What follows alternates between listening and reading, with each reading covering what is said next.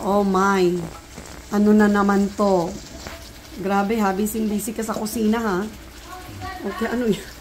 3 things at the same time. He's cooking 3 different things at the same time. Okay, ano to? Minatamisang saging. Saging. Sa banana con yelo. Banana con yelo. Okay. At merong minatamisang kamote.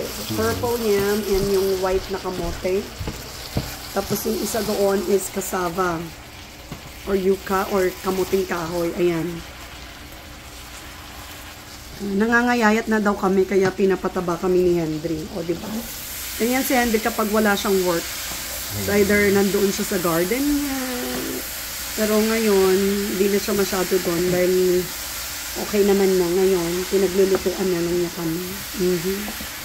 We're so spoiled. Ay na, nag-imas lakay. Tama na. So good. Yeah. Oh my. Oh my. Ano tayo magpapapayat nito? Puro na lang ganito. Not that I'm complaining. Hindi ako nagko-complain, lakay. Yun nga lang. Lumalapad na ako. Sarap, sarap, sarap, sarap. Grabe.